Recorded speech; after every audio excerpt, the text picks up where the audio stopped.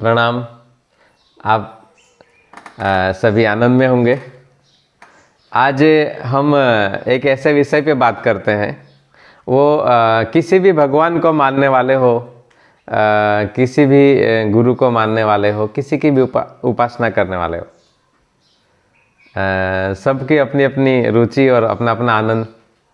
लेकिन हम जब उपासना करते हैं, पूजा पद्धति करते हैं, तो कोई अगरबत्ती लगाता है, कोई धूप करता है, आदि आदि।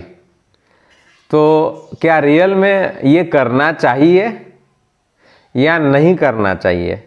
अगर करना चाहिए तो क्यों करना चाहिए, और नहीं करना चाहिए तो क्यों नहीं करना चाहिए?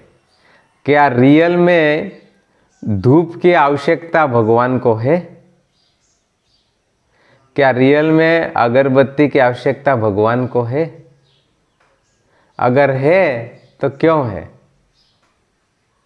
एक विचारणीय विषय है ना भाई। हम ये करते क्यों है?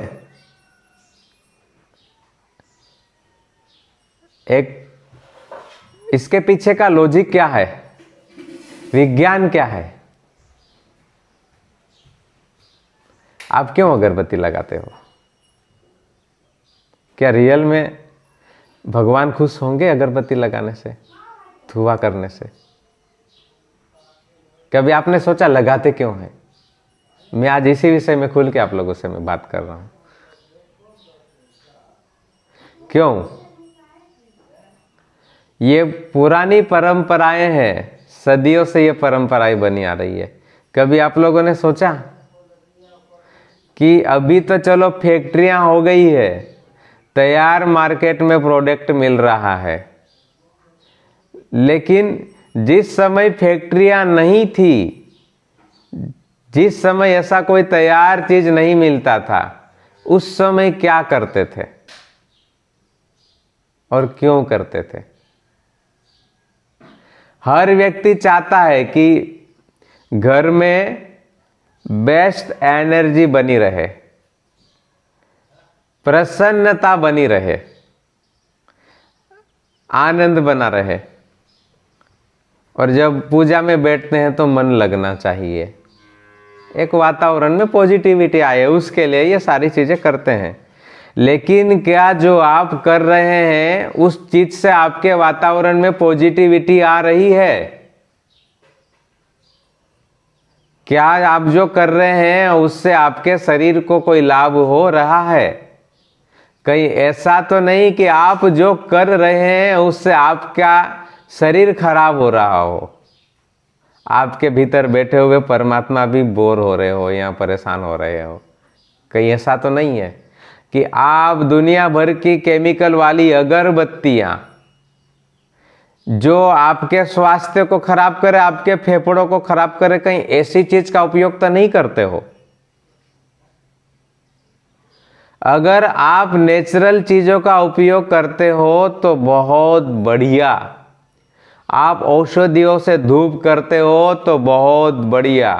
शुद्ध देसी गाय के घी, देसी गाय के गोबर का कंडा, अगर इस तरह की चीज लेके अगर आप उपासना के लिए बैठते हो, मेडिटेशन के लिए बैठते हो, आरती पूजा के कार्य में लगते हो, तो बहुत बढ़िया।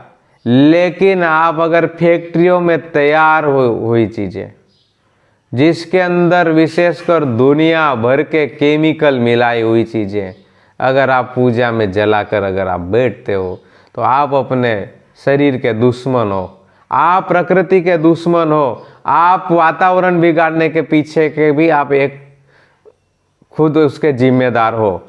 आपके परिवार का स्वास्थ्य भी खराब हो सकता है इन चीजों से।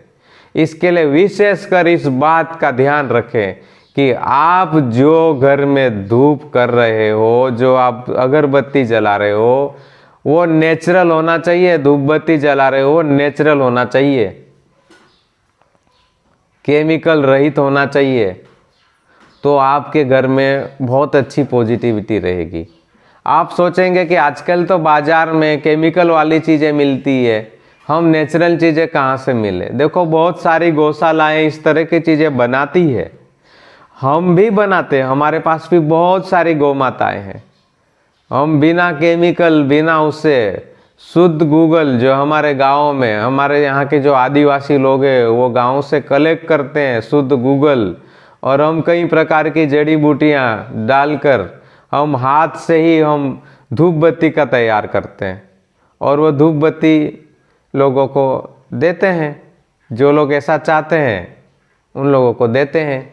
तो जो भी अर्थ के रूप में आता है वो गायों के उसमें भी जाता है, और वातावरण के लिए पूजा पद्धति में सब में बहुत अच्छा रहता है। गाय को बढ़ावा भी मिलता है।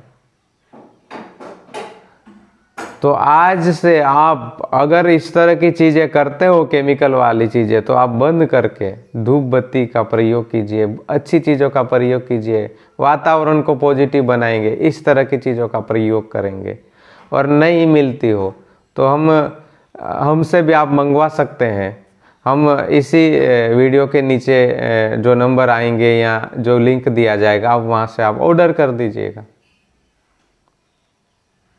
आज हमने बस इस बारे में चर्चा की, आगे और हम और भी दूसरी भी बातें करेंगे।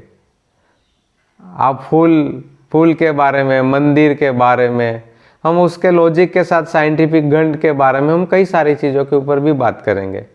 पर बस आज इतना ही, फिर वीडियो भी लंबा हो जाएगा और किसी और विषय की हम तैयारियां करना है। तो बस इतना ही। मेरा प्रणाम आप सभी को। आप आनंद में रहिए, निरोगी रहिए। आप अपने परिवार में प्रसन्नता बांटेंगे, खुशी को बांटेंगे। जय हो।